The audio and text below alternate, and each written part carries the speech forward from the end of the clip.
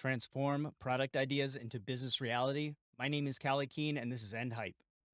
Look, I was hanging out with my buddy Zach Babcock this weekend, went to his event. It was awesome. Met a lot of my friends that I've only really ever seen once or twice, or maybe only online. Talk so much that my voice is actually a whole register lower. It was a little sore yesterday, but amazing time.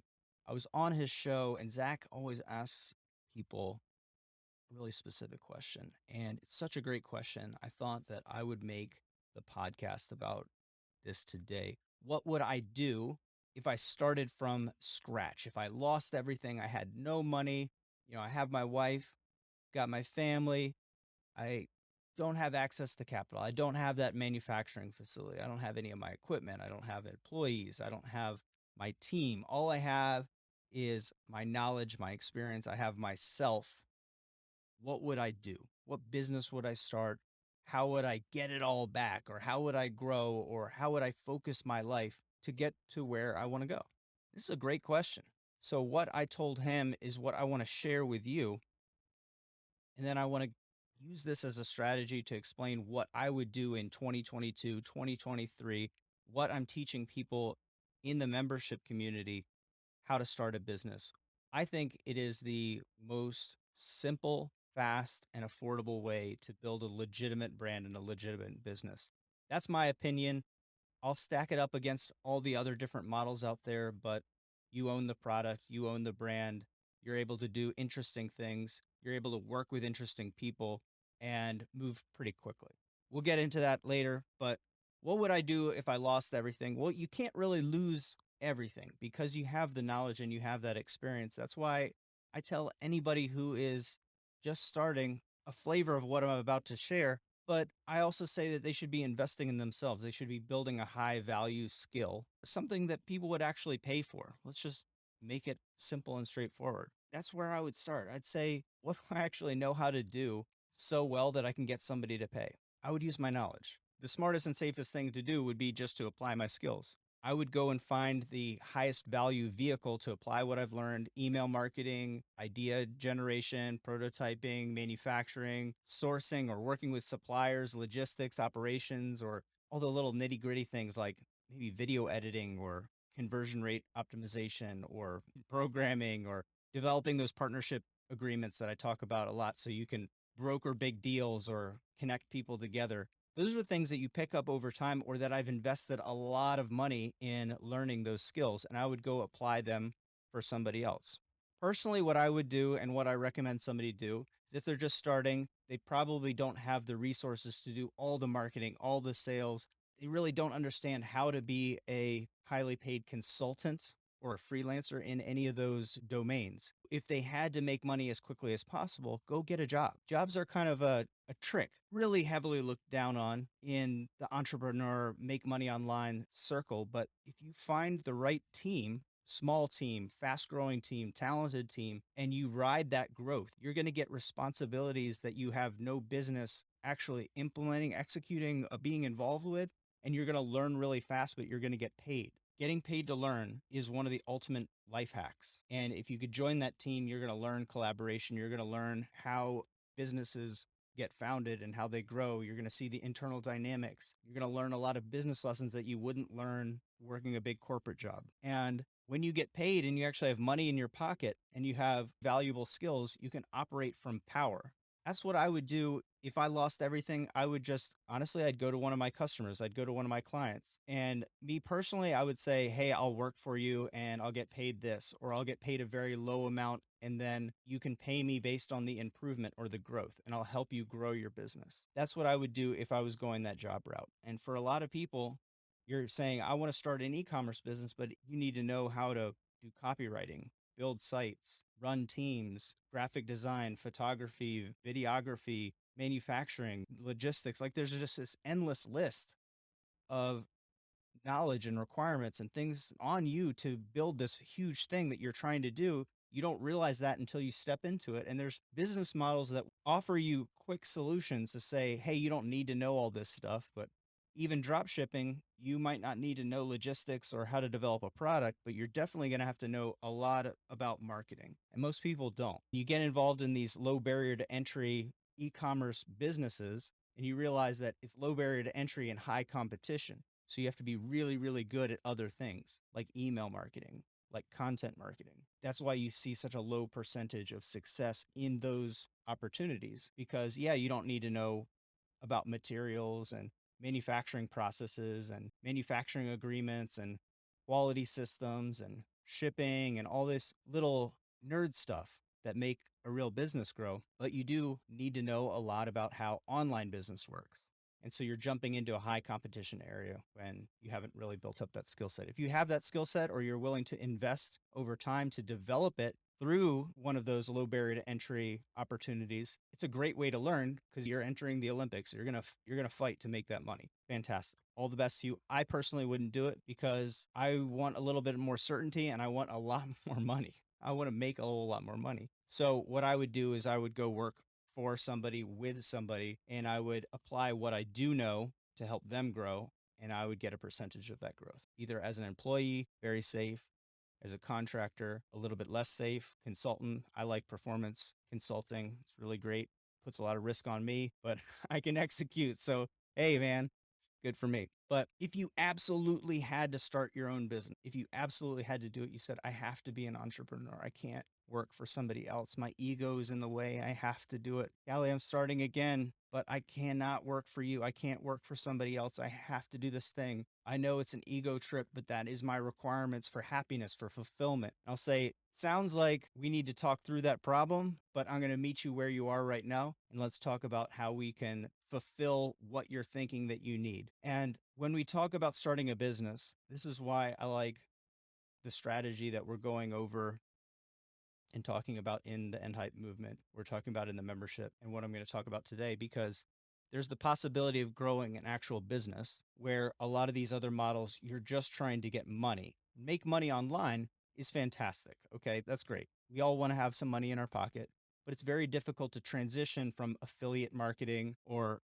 Amazon FBA or drop shipping from Alibaba, AliExpress to a brand. It's a good money acquisition or skill acquisition play, but it is not a business that you're building. You'll have to take those things and again, go through this conversation we're having right now, start from scratch. How do I start an e-commerce brand from scratch? Well, the way that I would do it is I would apply my knowledge and then I would go to somebody that has what I don't have and I would form a partnership. And I've done this a number of ways. And this is basically the strategy that I've used to get sales of technical products and artistic products is I'll do the work. Okay. I will apply the knowledge that I have about getting a product, making a simple landing page, shipping things out, or sending it to a fulfillment company and working with them, doing the customer service. I will do all of that piece, but I want to work with somebody that already owns my audience. And the way that you divide those responsibilities is pretty simple. I'm going to handle the operations of the business. This person will handle the outside. They'll handle the attention. They'll handle the traffic.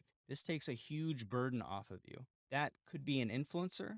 It could be a business with a massive list. But if I can handle getting a simple product and making sure that it is shipped out with quality to the customers, I can make money. I can connect with that person that owns a list. They have earned the trust of my audience. I can throw a simple landing page up that allows for pre-sales. I can build a list. I can choose people off of that list and send a small sample of those products out, get user-generated content, get the buzz. I can do a small private launch, build momentum, build traction, double down on that, build the list bigger. Then I can use that authority and security to reasonably look at this and say, now I will buy that product. Now I will take pre-orders for that product. Now I will take the action that is a little bit riskier. Now I will take the action that's a little bit riskier and make those sales. What I would personally do is work with highly influential people that own communities that have already sold products to them. They have earned the trust of somebody and made sales. They've crossed that bridge or they've scaled that wall of actually monetizing a community of people. Maybe they own a Facebook group. They have a big YouTube channel. I'm not a huge TikTok person. I really don't think that Instagram audiences convert like they used to. But if that person's putting out content, they have a blog, they have a following, and they've sold anything before, their audience is slightly conditioned to buy. They're slightly conditioned to support them. And that's at least going to meet me halfway where We can test and try. But regardless, that person has a lot of experience in how to reach people, how to grow audiences, how to message. Maybe they're naturally talented as a copywriter, they're naturally talented on camera, maybe they're attractive. Maybe the way that they present themselves is interesting, but this is a good division of labor. Right now you're thinking, "Oh, that's super easy.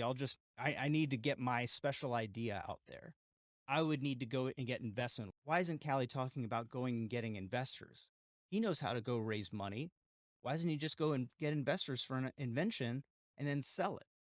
Well, it's a lot more difficult than you realize if you've never tried to get the traffic and get the sales. I polled my whole audience. I talked to close to 100 of you and asked, what should we talk about? What do you need? What do you need to know? Most people said they just couldn't get any sales, that they really just didn't have the sales that they wanted. They couldn't get the traffic. If they had the traffic, they weren't getting the conversions that they needed. It wasn't about operations. It wasn't about getting patents or getting investment, wasn't about any of those manufacturing questions or working with supplier questions. I'm happy to answer any of those things. I am easily a world class expert in manufacturing and sourcing. I can answer any of those questions.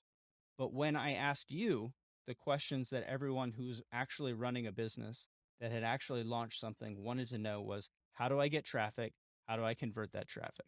And I'll tell you, just to be honest, a really big majority of the people with those problems, they couldn't even articulate them that well. You just said, I'm just not getting the sales that I thought I'd get. You can ask the right questions. If you're in the community, I'll answer any of those questions, make a checklist, give you connections to factories, whatever the thing is that you need. But you need to have traffic.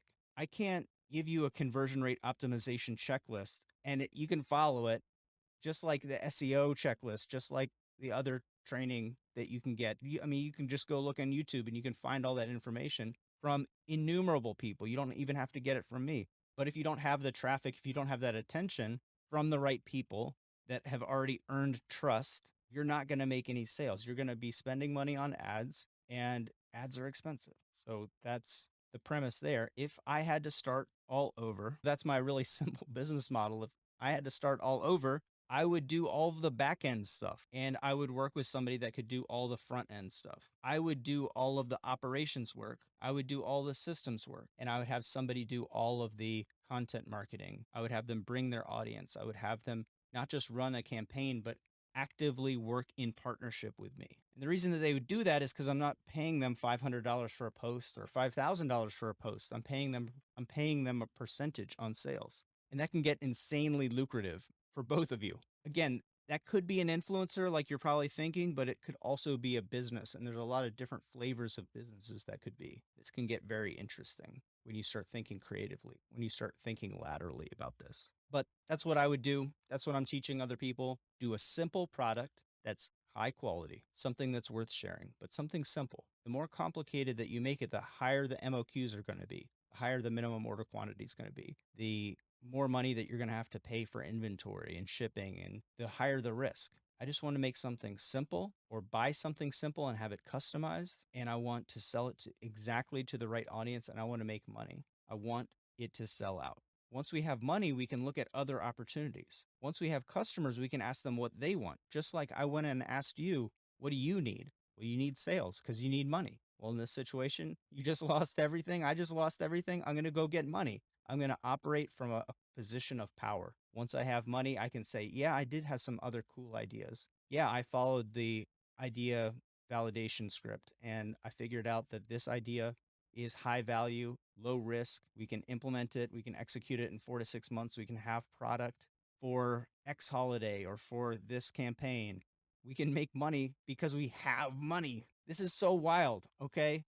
A lot of people, they're searching for make money online or best side hustle 2022, best side hustle 2023. And they're looking at things that are just insanely competitive that have very low ceilings of actual money that you can make, very low ceilings of actual brand that you're going to make. So what I'm telling you is a way to get started that's very inexpensive and it builds your brand and your brand credibility. I've done it before. I do it every week, just in a more corporate B2B other level, but I've also demonstrated how to do this with very expensive novelty products, things that have low utility, high value, amazing high quality products. So I want to turn the question back on you. If you're just starting, you can answer this question straight up.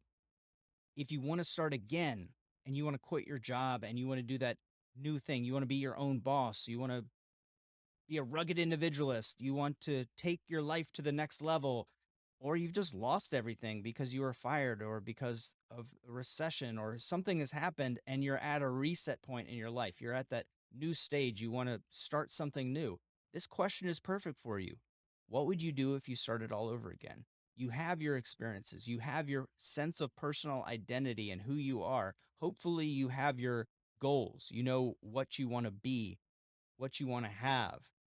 Now you're in search of how do I get there? What are the habits? What are the tactics? Who are the people I need to be around? What are the things that I need to learn that are going to help me get there? And maybe you've thought about e-commerce. Maybe you've thought about becoming an entrepreneur.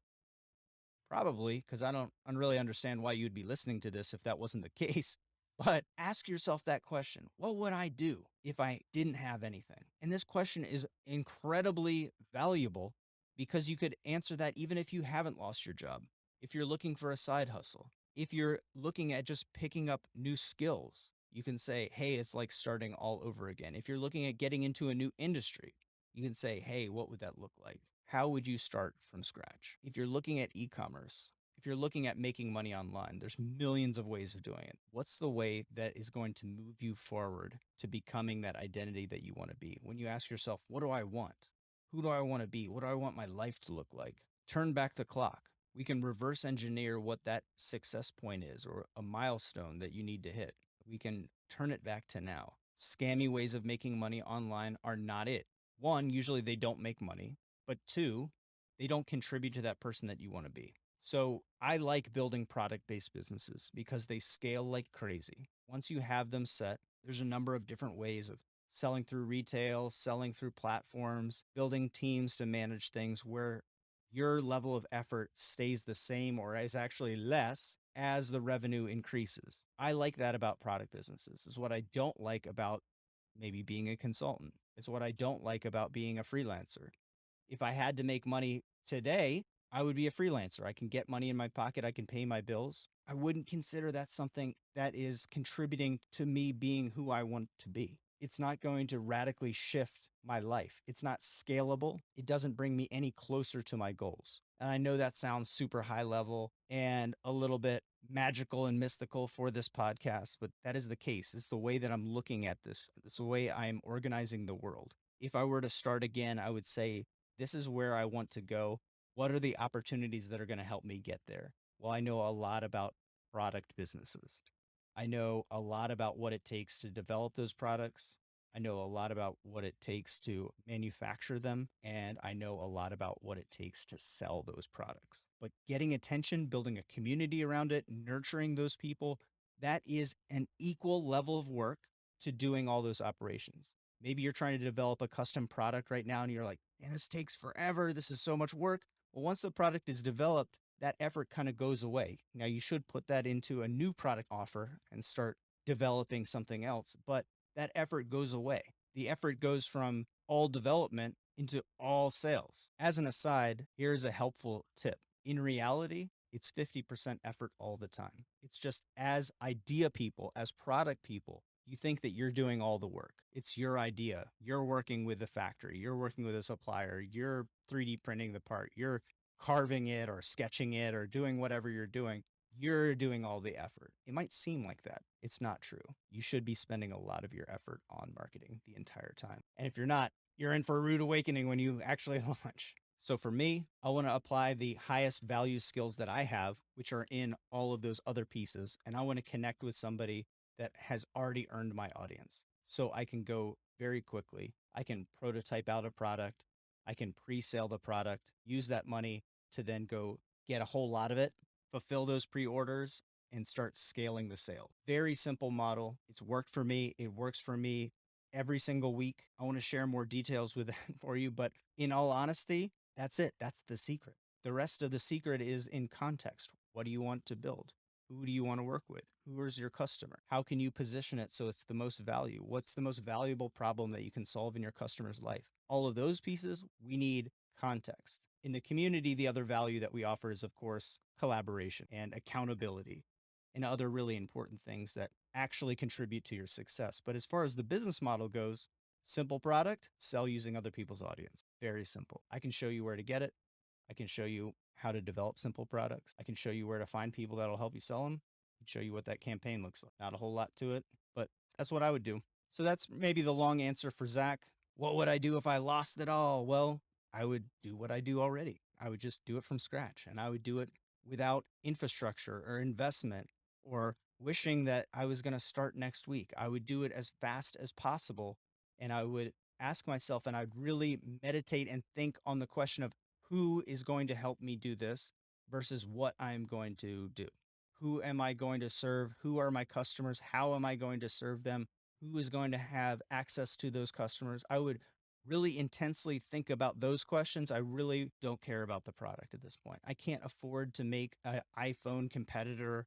I can't afford to make complex software or a medical device or something that would cost hundreds of thousands or millions of dollars because I just lost it all.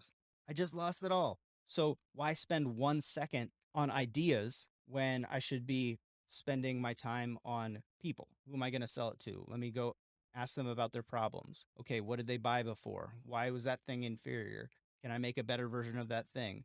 Okay, great. Who knows the most of those people? Who is really trusted by that group of people? How can I contact that person? What can I afford to pay them? What does that agreement look like? These are really important questions, and this is how you can move quickly. Whereas getting stuck in product development for 12 months or 18 months is kind of irrelevant. Once you have a team, you can go hire somebody to help you with that, and they'll be working on this for months and months and months while you develop your operations and your marketing. And you can always hire to expand your team and move more quickly. But right now, you lost everything. Think about it again. Again, I talked to so many of you, and it's a variation of, Callie, I have an idea. Can we get on the call and can we validate that idea? And one of the first questions that I generally ask somebody is, can you afford that idea? Can you afford to execute on that idea? No, then it's not a good idea. The only levers that we have are time and money. And if you've just lost everything, you have a lot of time. You have an abundance of time and you have a lack of money. So how can you apply that time to get more money? Once you have money, you can leverage money to get more hours in the day. You can work with contractors, freelancers, you can hire employees if you want. But right now, again, you lost everything. Spend zero time. I spend zero time thinking about all of the pieces that I can't do, all of the genius ideas that can't be done. And I spend as much time as possible thinking about how I could get something simply done. If you have an existing e-commerce business, you're probably still asking yourself some of the questions that we're talking about today. How do I get more traffic? How do I convert that traffic into sales? It's pretty simple. You need to make sure that you own the product piece. You have a product that's worth sharing, and you need to make sure that you have somebody who is getting you attention. Who on your team is getting you attention? If you have an existing e-commerce business and the sales aren't where you think they should be, the same exact concepts that we talked about today, you could apply. You're basically starting from nothing. If you have your own business and it's lagging, it's actually a negative. It's not a nothing, it's a negative. So look, how can you apply the lessons that you've learned into the highest value vehicle that you can think of? Who can get the attention that you need to make the sales that you need? Very simple concept. I just started a free Discord so we can talk about this, so we can talk about the podcast, so we can share some information. I'm getting off of Facebook, and we're putting a lot of value into the Discord. It just launched. There's a few people in it right now. I really think that you should get into this before there's hundreds of people in there. And I want you to ask yourself, what would you do if you had to start all over again? My name is Callie Keen, and this is End Hype.